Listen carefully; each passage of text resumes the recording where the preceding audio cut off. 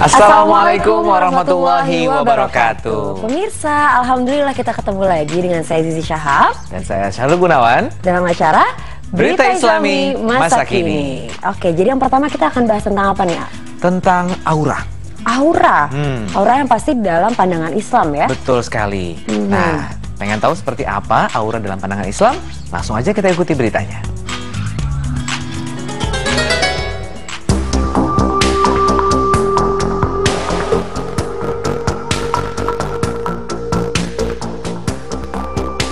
Aura dalam sudut pandang Islam.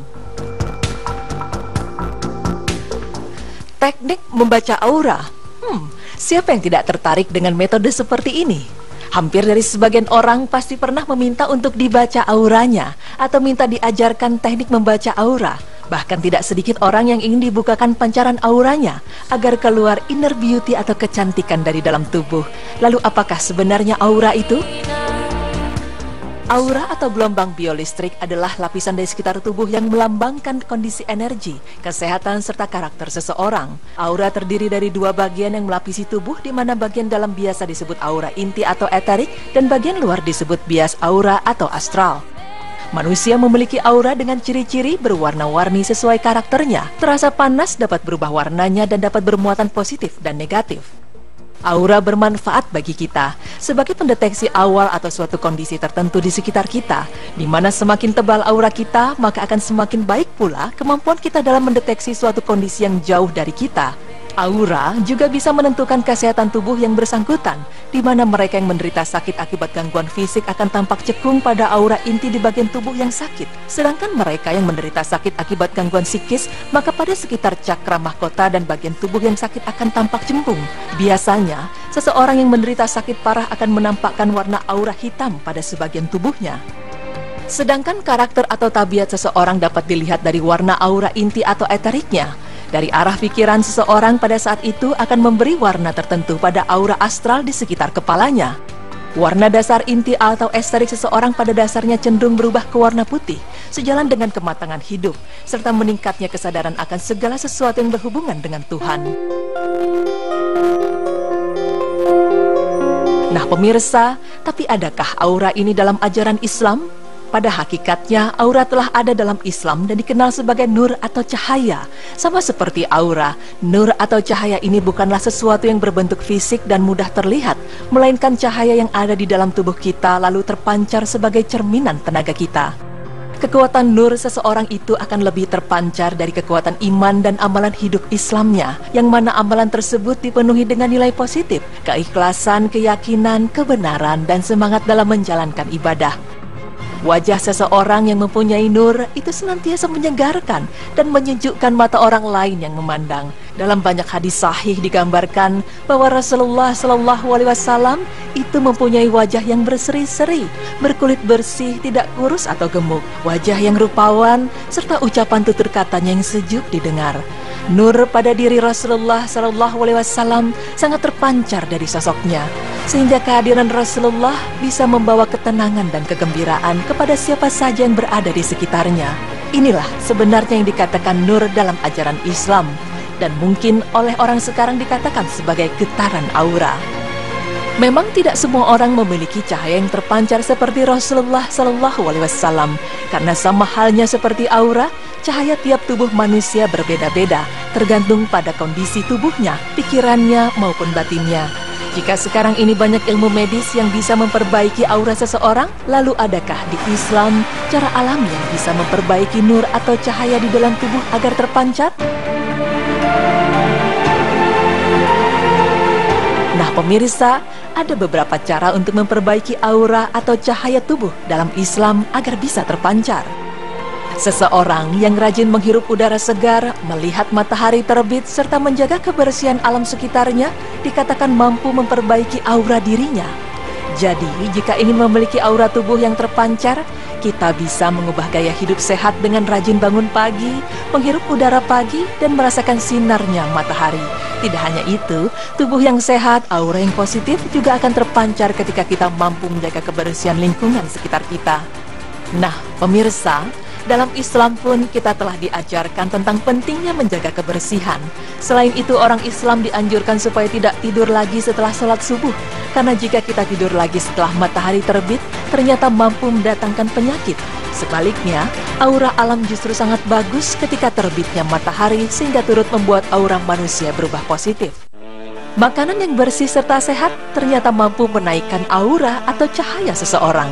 Para ahli pakar aura pun mengatakan bahwa menjaga nutrisi makanan yang sehat serta mengatur pola makan yang baik dan benar memang bisa membantu mengembalikan energi positif aura. Inilah mengapa Islam mengajarkan kita tentang makanan halal dan haram, karena ada hewan-hewan tertentu yang tidak seharusnya dimakan dikarenakan banyaknya kerugian bagi tubuh jika kita memakannya. Tidak hanya itu, cara mendapatkan makanan pun harus jelas juga halal atau haram, karena seperti yang didapat secara haram akan banyak mendatangkan mudarat bagi tubuh dan keturunan kita kelak. Jadi bagaimana mungkin kita bisa memancarkan cahaya nur kita jika di dalam tubuh kita sendiri terdapat makanan haram yang banyak mengandung kerugian bagi tubuh? Selanjutnya adalah menanamkan pada diri sendiri akan melakukan. Tidak usah dengan olahraga berat, olahraga kecil seperti berlari atau senam pun ternyata mampu memperbaiki aura.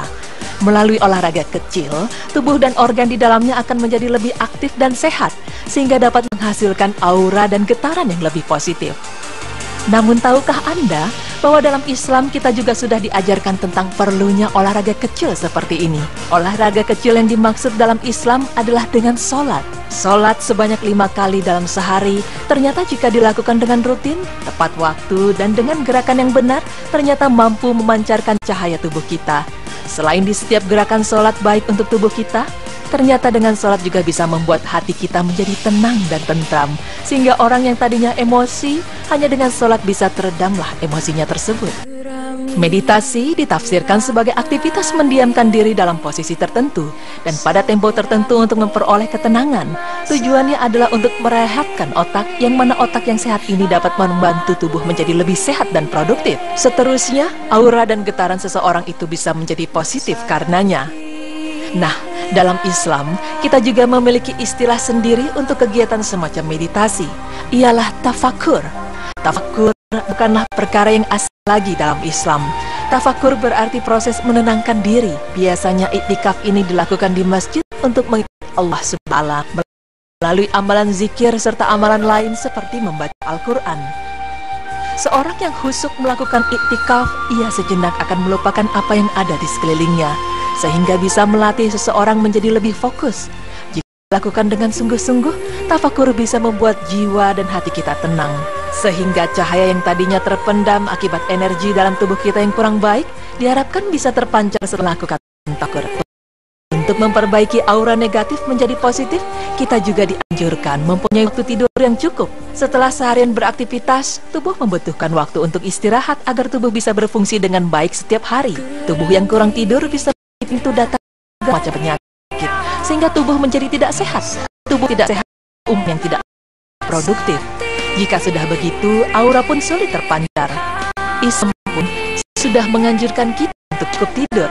Dalam surah An-Naba ayat ke-9, Allah berfirman yang artinya, dan kami jadikan tidur kamu itu istirahat. Quran surah An-Naba ayat 9. Pemirsa, Allah Subhanahu wa Ta'ala menciptakan siang hari agar kita bisa bekerja dan beraktivitas, dan Allah menciptakan malam untuk kita istirahat. Demikianlah Allah memerintahkan kita untuk mengistirahatkan tubuh. Pemirsa, usaha yang bisa kita lakukan untuk membangkitkan aura selanjutnya melalui hubungan kemanusiaan.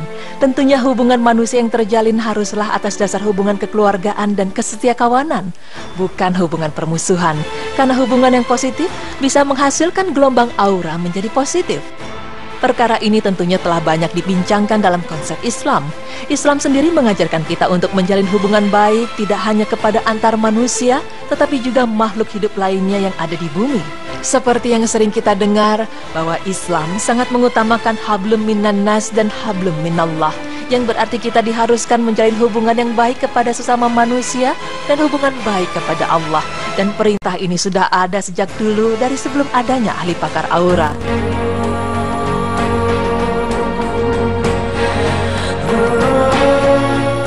Nah pemirsa, Itulah beberapa cara yang bisa kita lakukan dengan mudah dan bisa dikerjakan dalam kehidupan sehari-hari tanpa mengeluarkan uang maupun menyita waktu yang cukup banyak.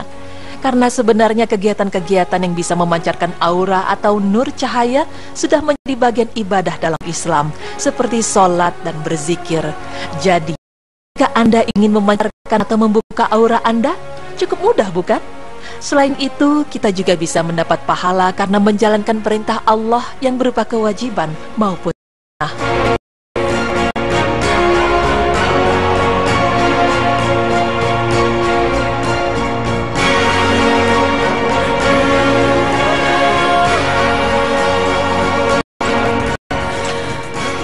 Ya, itu dia mengenai aura ya. Ternyata dalam Islam itu dikenal dengan nur ya. Bagaimana supaya kita lebih bercahaya ya. Berarti memang harus lebih banyak melakukan hal-hal yang positif. Iya, dan tadi dijelaskan bagaimana caranya untuk memperbaiki aura atau nur kita. Caranya dengan sholat, berzikir, itu pasti akan positif auranya keluar. Betul. Dan yang sekarang ini sedang bercahaya dan sangat bercahaya ini Wisnu nih. Ya. Selamat atas kelahiran anak pertamanya Inu. Semoga jadi anak yang soleh. Ya. Waduh, ini lagi bercahaya semuanya. Iya ya. Shirin sama Wisnu. Selamat ya. Nanti iya, kita kesana deh. Insya Allah. Oke, setelah ini kita akan membahas tentang kehebatan kalimat La ilaha illallah. Oke, seperti apa sih? Nanti Jangan kita kemana-mana. bahas. Tetap di Berita Islami Masa Kini. Allahu Akbar.